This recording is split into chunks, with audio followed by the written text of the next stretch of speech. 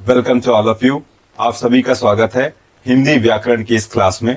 और आज की क्लास में हम पढ़ने वाले हैं व्यंजन संधि के बारे में। तो आइए चलिए हम व्यंजन संधि के बारे में पढ़ते हैं। और व्यंजन संधि के बारे में पढ़ने से पहले हम रिवाइज कर लेते हैं कि हमने संधि के बारे में क्या पढ़ा है। तो हमने देखा कि संधि में क्या होता है। तो संधि में दो वर्णों के मेल से विकार उत्पन्न होता है और इसी प्रोसेस को या इसी प्रक्रिया को हम संधि कहते हैं। तो ये तो स्पष्ट हो गया कि संधि में दो वर्णों का मेल होगा। अब व्यंजन संधि में क्या खास बात है। तो व्यंजन संधि में ये जो दो वर्ण होते हैं उनमें से प्रथम वर्ण व्यंजन होगा और जो द्वितीय वर्ण है वो या तो स्वर हो सकता है या व्यंजन हो सकता है। तो इस प्रकार से जब संधि होगी तो उसे हम व्यंजन संधि कहेंगे। आइए चलिए देखते हैं कि व्यंजन संधि में क्या होने वाला है। तो संधि में होगा दो वर्णों का मेल, है ना। मानिए कि ये प्रथम वर्ण है और ये है द्वितीय वर्ण, ठीक है। तो प्रथम वर्ण और द्वितीय वर्ण दोनों का मेल होना है। तो प्रथम वर्ण क्या क्या हो सकता है। तो प्रथम वर्ण होगा एक व्यंजन। प्रथम वर्ण क्या होगा, व्यंजन। और द्वितीय वर्ण क्या क्या हो सकता है। तो द्वितीय वर्ण या तो स्वर होगा या तो कोई व्यंजन होगा। तो अगर ऐसी परिस्थिति बनेगी संधि के दौरान कि प्रथम वर्ण व्यंजन हो और द्वितीय वर्ण स्वर या व्यंजन हो तो इस प्रकार की संधि को हम कहेंगे व्यंजन संधि। आइए चलिए अब हम देखते हैं व्यंजन संधि के बारे में आगे। और एक्चुअली में जैसे कि हमने देखा कि स्वर संधि के हमने 5 प्रकार देखे। तो उस तरीके से व्यंजन संधि के यहाँ पे हम कोई प्रकार नहीं देखेंगे, लेकिन हाँ व्यंजन संधि के कुछ नियम जरूर होते हैं। उन नियमों का हम यहाँ पे जानने का प्रयास करेंगे। लेकिन पहले हम एक उदाहरण लेते हैं व्यंजन संधि का, इसको समझने के लिए। और उसके लिए हम एक उदाहरण लेंगे, एग्जाम्पल लेंगे। 2 शब्द हम लेंगे। पहला शब्द है जगत धन नाथ। तो ये 2 शब्द हो गए, है ना, जिनके बीच में हमें संधि करनी है। ये हलंत लगा हुआ है। हलंत ये बताता है कि ये त शब्द क्या है, आधा है। हलंत लगा हुआ है किसी वर्ण में, इसका तात्पर्य है कि वो शब्द आधा है ना। अर्थात ये जो व्यंजन है वो बिना स्वर के है ना, मतलब इसके साथ कोई स्वर लगा हुआ नहीं है। अब इन दोनों शब्दों में हमें संधि करनी है तो उसके लिए हम पहले इसको ब्रेक करेंगे या इसका वर्ण विक्षेप करेंगे। तो जो काम का है, तो ये ज ग को हम अलग कर दिए और ये ता जिसमें हलंत लगा हुआ है आधा है, ठीक है। और उसके बाद ये है न और जिसमें आ की मात्रा है और आखिरी में है ये था। तो अब देखिएगा क्या हो रहा है, ठीक है, ध्यान से देखिएगा। प्रथम शब्द का अंतिम वर्ण क्या है, त, जिसमें क्या लगा हुआ है, हलंत, अर्थात ये एक व्यंजन है। और द्वितीय शब्द का प्रथम वर्ण न, इसमें भी क्या लगा हुआ है, हलंत लगा हुआ है, अर्थात ये भी एक व्यंजन है। तो व्यंजन का व्यंजन से मेल हो रहा है ना। हमने देखा यहाँ पे प्रथम वर्ण व्यंजन हो और द्वितीय वर्ण यदि स्वर या व्यंजन में से कोई एक हो तो वही कंडीशन यहाँ पे बढ़ रही है। प्रथम वर्ण हमारा व्यंजन है और जो दूसरा वर्ण है वो भी क्या है, व्यंजन है ना। तो इनकी संधि के द्वारा हमें जो रिजल्ट मिलेगा, जगन्नाथ। अब वो त ना में कैसे बदल गया ये हम आगे देखेंगे। फिलहाल हम ये समझ रहे हैं कि इससे हम डिसाइड कर पाएंगे कि ये जो संधि है ना, ये जो शब्द है उसमें कौन सी संधि है, व्यंजन संधि है। क्यों व्यंजन संधि है, क्योंकि संधि से पहले ये शब्द था जगत धन नाथ। तो यहाँ पे प्रथम शब्द का अंतिम वर्ण व्यंजन है और द्वितीय शब्द का प्रथम वर्ण भी व्यंजन है। चूंकि प्रथम वर्ण व्यंजन है और द्वितीय वर्ण स्वर या व्यंजन में से एक अर्थात व्यंजन है, इसलिए इस संधि को हम क्या नाम देंगे, व्यंजन संधि, ठीक है। ऐसे और भी बहुत सारे एग्जांपल हम आगे देखेंगे।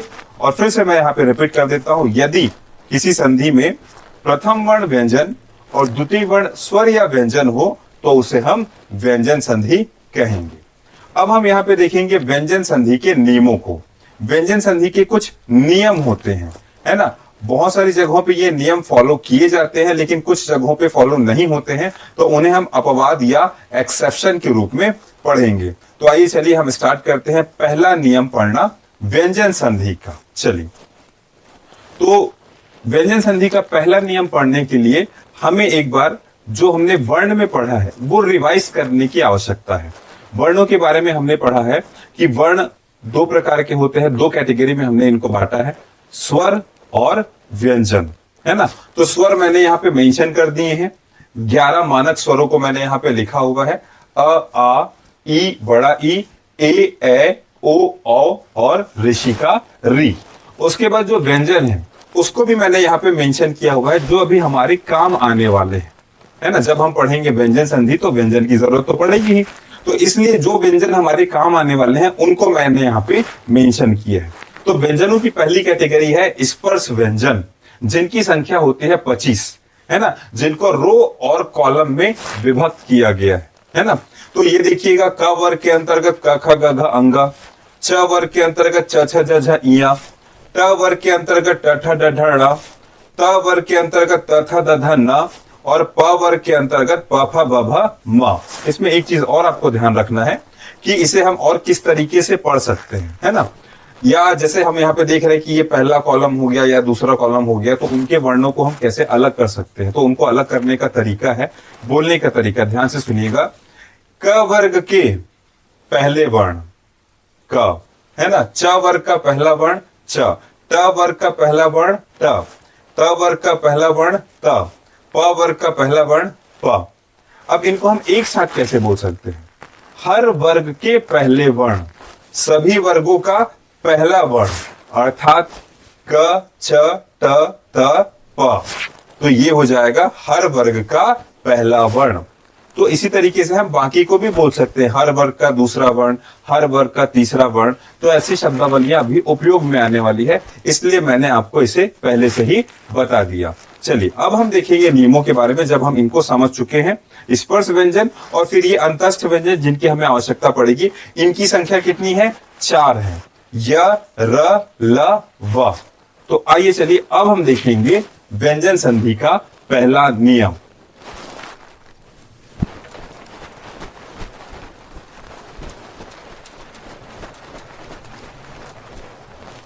तो नियम फर्स्ट में क्या होगा इसको समझेंगे हम। यहां पे क्या होने वाला है इसको ध्यान से समझिएगा। तो जैसे कि हमने देखा कि पहला वर्ण क्या होगा? व्यंजन होगा, है ना। तो पहला वर्ण व्यंजन, कौन कौन सा व्यंजन है? व्यंजन तो बहुत सारे हैं। तो प्रथम नियम में हम केवल 5 व्यंजनों को लेंगे प्रथम वर्ण के रूप में। तो वो 5 व्यंजन कौन से हैं जिन्हें हम प्रथम वर्ण के रूप में लेंगे, है ना। तो वो व्यंजन है, जैसे अभी मैं आपको बात कर रहा था, हर वर्ग का पहला वर्ण। हर वर्ग का पहला वर्ण मतलब क छ ट त प। इनको हम लेंगे, किस रूप में लेंगे? प्रथम वर्ण के रूप में लेंगे, है ना। मतलब ये ऑप्शन हो सकते हैं प्रथम वर्ण के रूप में, या तो क होगा या छ या ट या त या प, ये ऑप्शन है ना। तो आइए देखिएगा क्या होने वाला है। ये प्रथम वर्ण के रूप में हमारे पास ऑप्शन है क छ ट त और प। अब यहां पे आप किस में ध्यान देंगे कि यहां पे मैंने सब में हलंत लगाया है। अगर हलंत लगाऊंगा तभी वो व्यंजन है ना, अंतिम वर्ण। अगर ये हलंत हटा दिया मैं तो इस क के साथ में अ शामिल हो जाएगा, च के साथ में अ शामिल हो जाएगा। यदि मैं हलंत हटा दिया तो हलंत लगा है, इसका तात्पर्य है कि उनके साथ अ शामिल नहीं है, कोई भी स्वर नहीं है, वो अकेले हैं, सारे व्यंजन अभी अकेले हैं। तो ये हमारे पास 5 ऑप्शन हो गए प्रथम वर्ण के रूप में। अब हम देखेंगे द्वितीय वर्ण के रूप में हमारे पास क्या क्या ऑप्शन है। और हम पहले से जानते हैं कि द्वितीय वर्ण के रूप में स्वर भी हो सकते हैं और व्यंजन भी हो सकते हैं। तो आइए चलिए देखते हैं कि द्वितीय वर्ण के रूप में हमारे पास ऑप्शन क्या क्या है नियम प्रथम के तहत। तो द्वितीय वर्ण के रूप में हमारे पास ऑप्शन के रूप में होंगे सारे के सारे स्वर, सभी स्वर हो सकते हैं, ठीक है। ये जो स्वर मैंने आपको लिखा है इसलिए मैंने आज, है ना, क्लास में इनको फिर से मेंशन कर दिया, वैसे तो हम इसको वर्ण में पहले ही पढ़ चुके हैं। तो सारे के सारे स्वर ऑप्शन के रूप में हो सकते हैं। फिर व्यंजन कौन कौन के हो सकते हैं, है ना, स्वर तो सारे हो गए। अब व्यंजन की बात करेंगे कि इस प्रथम नियम ने द्वितीय वर्ण के रूप में कौन कौन से व्यंजन हो सकते हैं। तो इसको ध्यान से समझिएगा। व्यंजन कौन कौन से होंगे? हर वर्ग के तृतीय और चतुर्थ वर्ण। तो ये देखिएगा, ये जो वर्ग है ना, इन वर्गों के तृतीय और चतुर्थ वर्ण है ना, ये पहला, दूसरा, तीसरा और ये चौथा। या सीधे सीधे आप देखिए, ये तीसरे कॉलम के सारे वर्ण और चौथे कॉलम के सारे वर्ण। तो कौन कौन से हो जाएंगे? ये आपका ग, ज, ड, द, ब और घ, झ, ढ, ध, भ, ये सारे हो जाएंगे। ठीक है, तो इनको हम यहां पे मेंशन कर लेते हैं। देखिएगा क्या क्या है तीसरे कॉलम में, ग, ज, इसके बाद है ड, फिर है द और ब। ये हो गए तीसरे कॉलम है ना, यह हर वर्ग का तीसरा वर्ण। फिर हर वर्ग का चौथा वर्ण, तो क्या क्या हो जाएगा? घ हो जाएगा, झ हो जाएगा, फिर है ढ और फिर है ध और आखिरी में क्या है? भ। इनमें से कोई भी व्यंजन हो, कोई भी एक, या तो कोई स्वर हो 11 में से, या तो इनमें से कोई व्यंजन हो, या अंतस्थ व्यंजन या र, ल, व, इनमें से कोई एक हो तो भी चलेगा। ठीक है, तो ये य हो गया, र हो गया, ल हो गया और व हो गया। तो ये हमारे पास हो गए ऑप्शंस।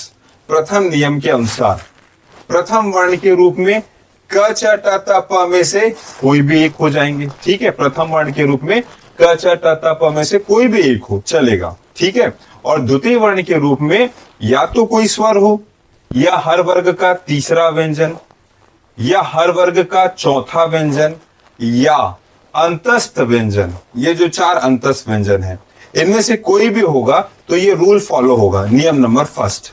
तो रूल तो हमने देख लिया कि प्रथम वर्ण के क्या क्या ऑप्शन होंगे और द्वितीय वर्ण के क्या क्या ऑप्शन होंगे। अब हम ये देखेंगे आगे कि अगर ऐसी स्थिति निर्मित हो रही है तो रिजल्ट क्या मिलेगा या परिणाम क्या मिलेगा। तो इसे भी ध्यान से सुनिएगा कि परिणाम क्या मिलेगा।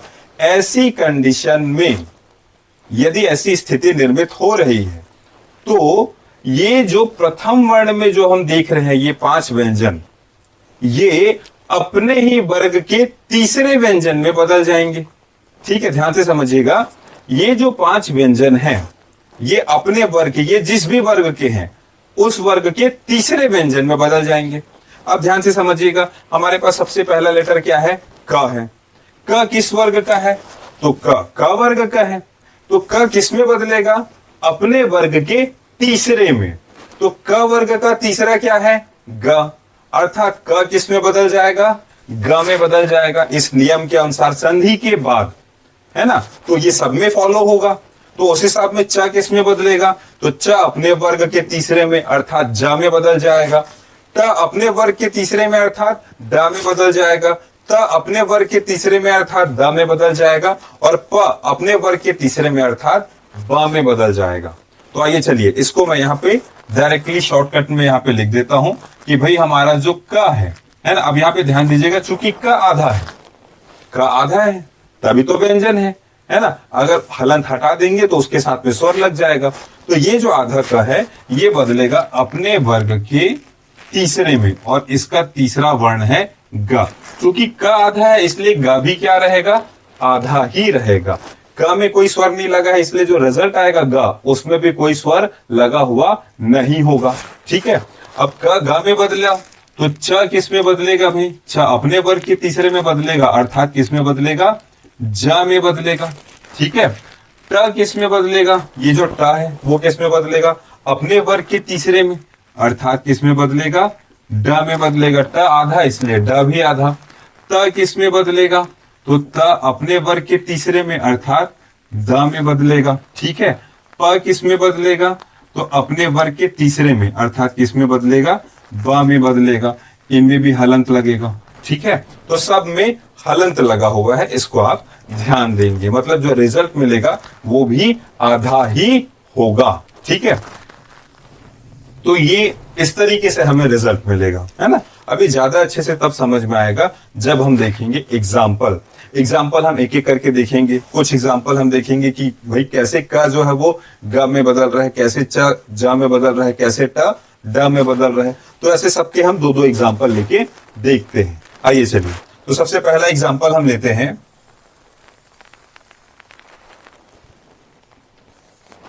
देखिएगा, दिक, धन, अंबर।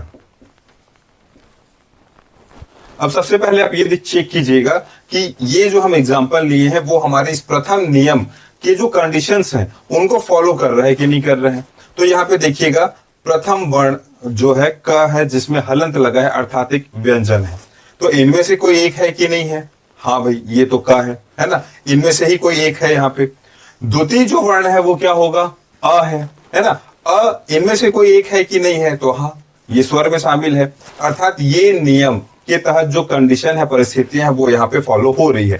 तब जाके हम रूल को भी यहाँ पे लागू करेंगे। तो चलिए इसको मैं ब्रेक करता हूं। ये दी, धन का मैं अलग कर दिया।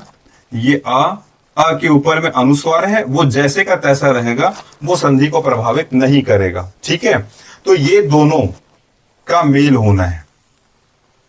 ठीक है, और ऐसी स्थिति में रिजल्ट क्या मिलेगा? यदि प्रथम वर्ण क हो और द्वितीय वर्ण कोई स्वर हो तो रिजल्ट क्या मिलेगा, ये हम लिखे हैं। ऐसी कंडीशन में क किस में बदलेगा?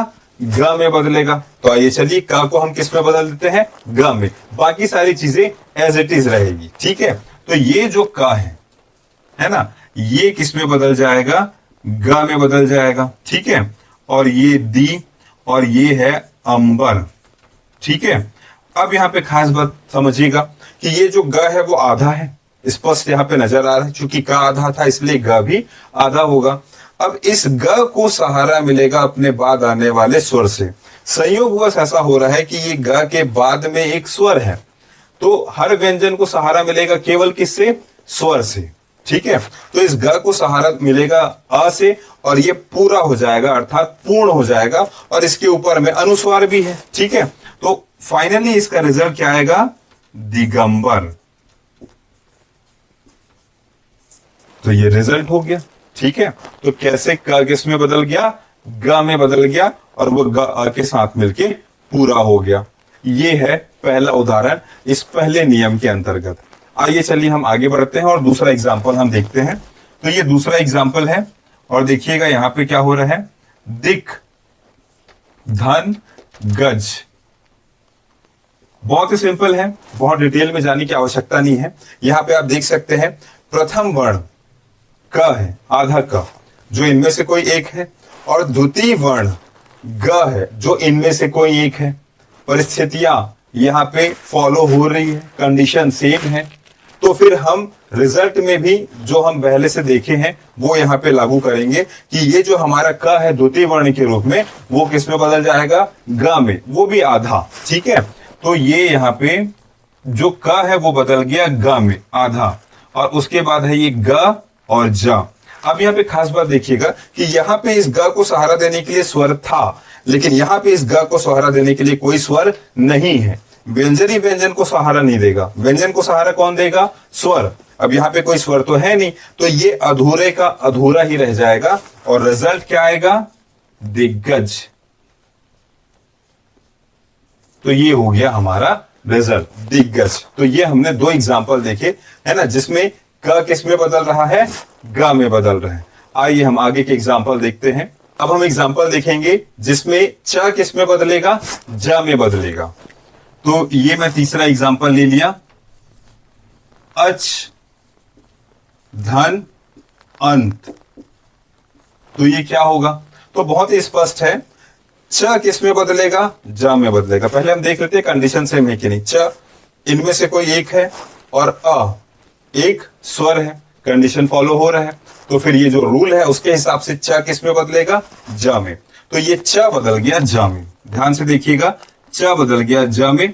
ठीक है, क्योंकि च आधा है इसलिए ज भी क्या रहेगा? आधा रहेगा। अब यहाँ पे खास बात ये कि इस ज जो आधा है, अधूरा है, उसको सहारा देने के लिए यहाँ पे है एक स्वर। तो ज जब इस अ के साथ में मिलेगा तो पूर्ण हो जाएगा, और उसके ऊपर में एक अनुस्वार। तो यहाँ पे ये रिजल्ट मिलेगा अजंत। तो ये रिजल्ट मिल गया अजंत। ठीक है, एक और एग्जांपल देखते हैं, अच, धन, आदि। ठीक है, अब यहां पे क्या होगा? फिर से सेम कंडीशन है, च इनमें से कोई एक है, आ इनमें से कोई एक है, एक स्वर है। तो च फिर से किस में बदल जाएगा, ज में बदल जाएगा। तो ये क्या हो जाएगा, अ धन ज आधा, और अब इस ज को सहारा मिलेगा आ से, है ना, आ भी एक स्वर है, तो ज को आ से सहारा मिलेगा तो ये हो जाएगा जा, और फाइनल रिजल्ट आएगा आजादी।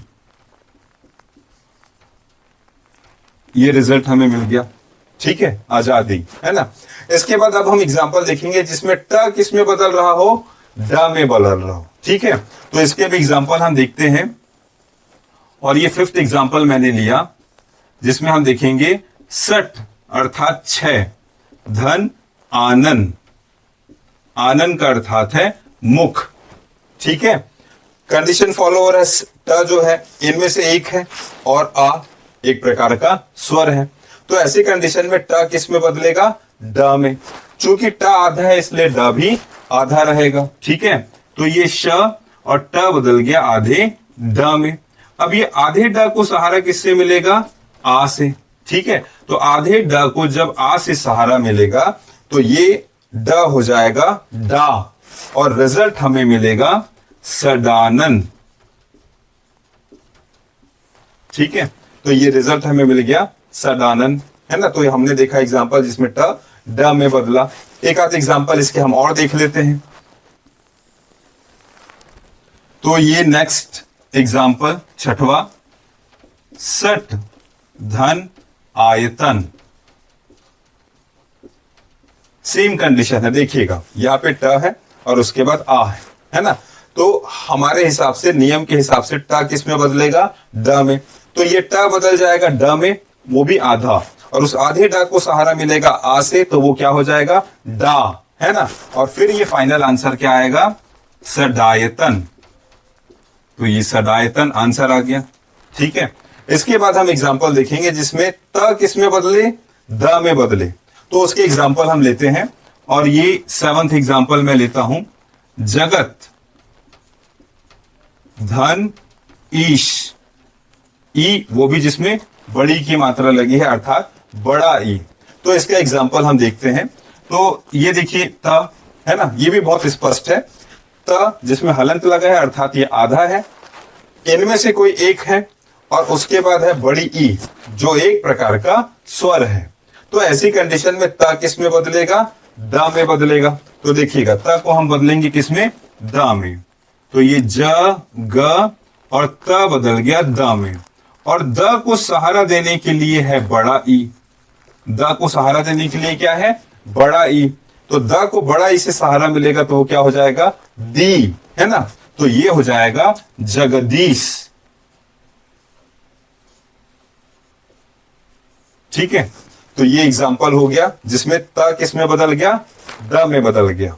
आइए इसी का हम और एग्जांपल लेते हैं, और हम देखेंगे नेक्स्ट एग्जांपल, 8th एग्जांपल, और ये हम देखेंगे जगत धन अंबा, ठीक है। देखिएगा कंडीशन फॉलो हो रहा है कि नहीं। त जो इनमें से एक है और अ जो एक प्रकार का स्वर है, तो ऐसी कंडीशन में त किस में बदलेगा, द में, है ना। त द में बदल जाएगा, तो ये ज ग त बदल गया द में, और इस द को सहारा मिलेगा उसके बाद आने वाले स्वर अ से, तो वो पूरा द हो जाएगा, और उसके ऊपर में है एक अनुस्वार, है ना। तो अनुस्वार एज इट इज यहाँ पे कैरी किया जाएगा, और ये हो जाएगा जगदम्बा। तो ये हमने एग्जाम्पल देखे त से संबंधित, जिसमें त किस में बदल रहा है, द में बदल रहा है। अब फाइनली हमारे पास ये लास्ट में बच गया जिसमें प किस में बदले, ब में। तो इसके भी हम 2 एग्जाम्पल देखते हैं।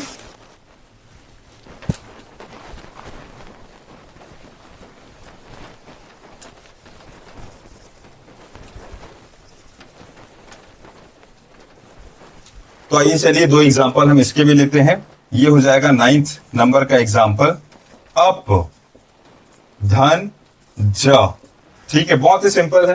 प इनमें से कोई एक है, ज इनमें से कोई एक है, देखिए यहाँ पे ज है।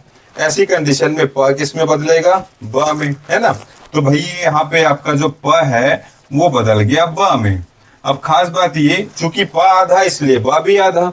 अब इस आधे ब को सहारा देने के लिए कोई स्वर नहीं है, ज है, लेकिन वो व्यंजन है और वो इस व्यंजन को सहारा नहीं दे पाएगा, व्यंजन को सहारा स्वर देता है। ठीक है, तो ब आधा ही रह जाएगा और हमें यहां पे रिजल्ट मिलेगा अब्ज।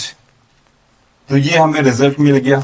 ठीक है, एक और एग्जांपल देख लेते हैं हम, 10वां एग्जांपल, अप धन धी।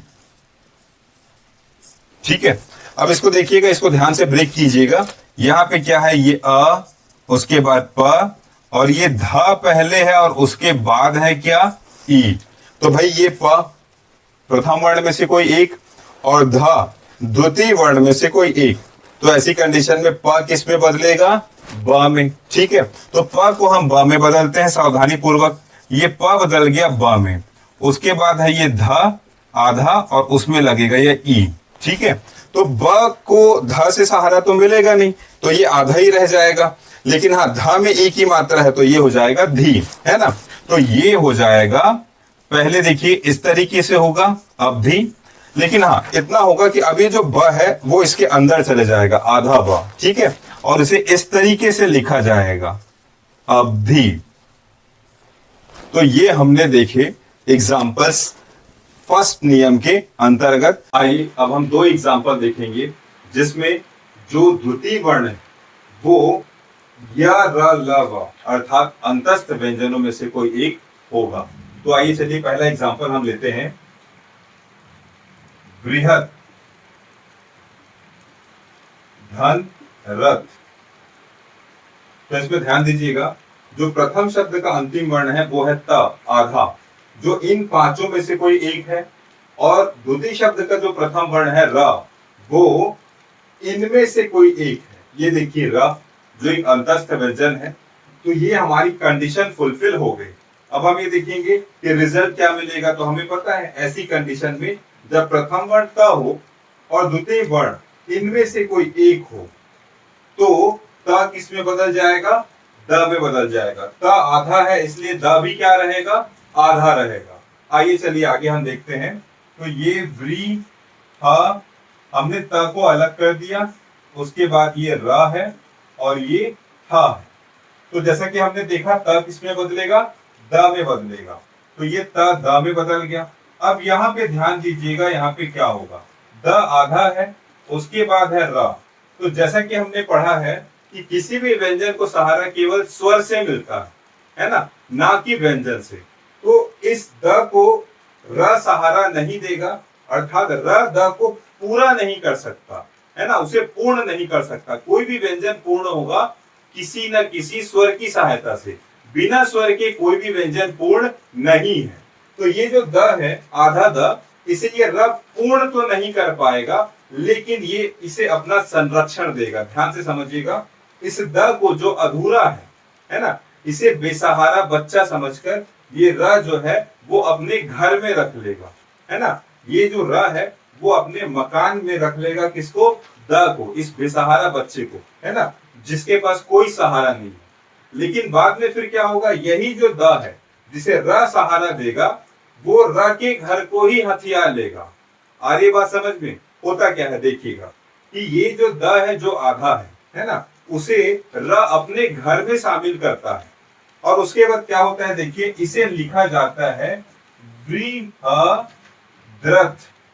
अब देखिए क्या हो गया, है ना, घर र का है, सहारा मिला है द को, लेकिन आपको देखने से क्या लग रहा है, बाद में द ने कब्जा कर लिया, है ना। देखने से ऐसा लग रहा है कि र आधा है और द पूरा है, लेकिन वास्तविकता ये है कि यहाँ पे मकान मालिक र है और किराएदार कौन है, द है।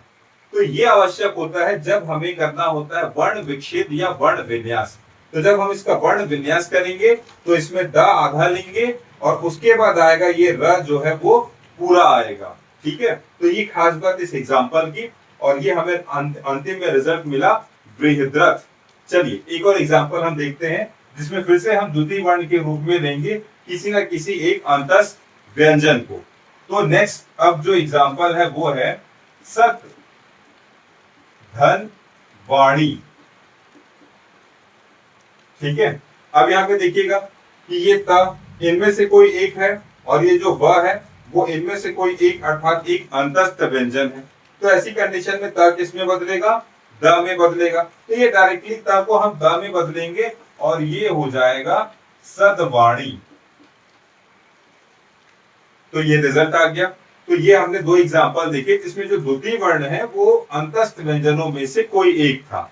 अब खास बात हम यहाँ पे देखने वाले हैं अपवाद या एक्सेप्शन, ऐसे केसेस जिनमें ये रूल फॉलो नहीं होते हैं। तो वो कौन कौन से हैं, आइए समझते हैं। तो जैसे कि अभी हमने देखा कि यदि प्रथम वर्ण इनमें से कोई एक हो, जैसे हमने अभी देखा कि त हो, और द्वितीय वर्ण इनमें से कोई एक हो, तो त किस में बदलेगा, द में बदलेगा। लेकिन कुछ ऐसे कंडीशंस हैं जिनमें त द में नहीं बदलता है, अलग वर्ण में बदलता है। वो किन परिस्थितियों में होता है उसे हम समझने का प्रयास करेंगे। तो उसे हम अपवाद के रूप में पढ़ेंगे, ठीक है। तो वो किस कंडीशन में होगा, जैसे पहली स्थिति है ना, और ये कब कब होगा, जब द्वितीय वर्ण के रूप में। ध्यान से समझिएगा, द्वितीय, देखो प्रथम वर्ण तो फिक्स हो गया, प्रथम वर्ण क्या, त है ना। और यदि द्वितीय वर्ण या तो ज हो, या झ हो, या ये ड हो, या ल हो, है ना। अगर ये चार ऑप्शन है द्वितीय वर्ण के रूप में, प्रथम वर्ण त, चलो मैं यहाँ पे इसको मेंशन भी कर देता हूं। तो देखिएगा रूल को, यदि प्रथम वर्ण त है और द्वितीय वर्ण यदि या तो ज हो, या झ हो, या आपका ड हो, या ल हो, तो ऐसी कंडीशन में क्या होगा इसको हम समझते हैं, है ना। तो ऐसी कंडीशन में त जो है वो द में नहीं बदलेगा, है ना, इसलिए हमने इसे कहा अपवाद। तो फिर क्या रिजल्ट, तो ऐसी कंडीशन में रिजल्ट क्या मिलेगा, आइए देखते हैं। अलग अलग जो द्वितीय वर्ण है उनके लिए हमें अलग अलग रिजल्ट मिलेगा। तो सबसे पहले देखते हैं, यदि प्रथम वर्ण त है और द्वितीय वर्ण ज हो या झ हो, तो दोनों ही केस में ये जो त है वो बदलेगा ज में, ठीक है। फिर से एक बार समझिएगा, यदि प्रथम वर्ण त है और द्वितीय वर्ण या तो ज हो या झ हो, दोनों ही कंडीशन में त किस में बदल जाएगा, ज में बदल जाएगा। आइए इसका एग्जांपल हम देखते हैं। तो जैसे पहला एग्जांपल है, सत धन जन, ठीक है। तो इस कंडीशन में सत धन जन, प्रथम वर्ण त और द्वितीय वर्ण ज, तो जैसे हमने देखा कि त किस में बदलेगा, ज में बदलेगा। तो ये जो त है वो ज में बदलेगा। और ध्यान देने वाली बात ये है कि चूंकि त आधा है इसलिए ज भी आधा रहेगा, और यहां पे हमें रिजल्ट मिल जाएगा सज्जन, ठीक है। हम अभी पे यहां पे देख रहे हैं अपवाद, ये अपवाद है। इन्हें हम अपवाद क्यों कर रहे हैं, कह रहे हैं, क्योंकि हमने नियम फर्स्ट में देखा कि त इन परिस्थितियों में त द में बदलना चाहिए, लेकिन ऐसा नहीं हो रहा है। त जो है वो द में नहीं बदल रहे हैं, है ना। त के बाद ज है, फिर भी त किस में बदल गया, आधा ज में बदल गया। तो ये एक्सेप्शन है, अपवाद है, ठीक है। और भी ऐसे ही हम एग्जांपल देखते हैं, जैसे कि दूसरा एग्जांपल है, उत धन झटिका। तो वैसे तो हमारे पहले नियम के अनुसार यदि प्रथम वर्ण त है और द्वितीय वर्ण जो है इनमें से कोई एक है, तो त को बदलना चाहिए द में, लेकिन ऐसा नहीं होता, ये अपवाद है। और अपवाद के नियम हमने देखे कि यदि त के बाद झ है तो त किस में बदलेगा, ज में बदलेगा। तो यहाँ पे त और त के बाद झ है, इसलिए त किस में बदलेगा, ज में बदलेगा। त आधा है इसलिए ज भी क्या होगा, आधा होगा। तो यहाँ पे रिजल्ट मिलेगा उज्झटिका।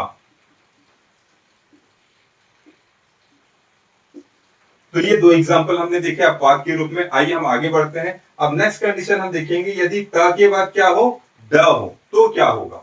तो यदि त के बाद ड हो, त के बाद ड हो, तो ऐसी कंडीशन में त बदल जाएगा ड में, ठीक है।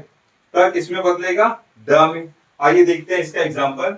यदि हमारे पास ये शब्द है उत और उसके बाद है डयन, ठीक है, बहुत ही सिंपल है, फॉर्मूले पे हम जाएंगे। तो त के बाद चूंकि ड है इसलिए ये जो त है वो किस में बदलेगा, ड में बदलेगा।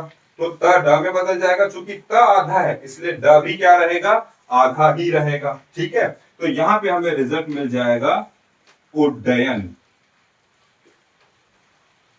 फिर फाइनली हम देखते हैं कि यदि प्रथम वर्ण त हो और द्वितीय वर्ण ल हो तो क्या होगा। ठीक है, तो ये मैं यहाँ पे मेंशन कर देता हूं इसको कि यदि प्रथम वर्ण त है और द्वितीय वर्ण ल है तो ऐसी केस में त जो है वो बदल जाता है ल में। चूंकि त आधा है इसलिए ल भी क्या रहेगा, आधा रहेगा। ठीक है, वैसे इस प्रथम नियम के अनुसार यदि त के बाद ल हो तो त को द में बदलना चाहिए, लेकिन हम पढ़ रहे हैं अपवाद, और उस अपवाद के हिसाब से यदि त के बाद ल हो तो त किस में बदलेगा, ल में ही बदल जाएगा। ठीक है, एग्जांपल लेते हैं इसका, तक धन लीन। तो देखिएगा यहाँ पे क्या होगा कि चूंकि प्रथम वर्ण त है और द्वितीय वर्ण ल है इसलिए त बदलेगा ल में, त आधा है इसलिए ल भी क्या रहेगा, आधा, और ये हो जाएगा तल्लीन।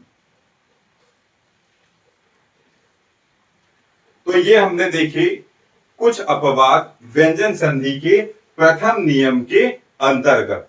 तो हमने सबसे पहले प्रथम नियम को समझा, उसमें हमने 10 एग्जाम्पल देखे, और उसके बाद कुछ ऐसे एग्जाम्पल जिसमें ये नियम फॉलो नहीं होते हैं उन्हें हमने देखा अपवाद के रूप में।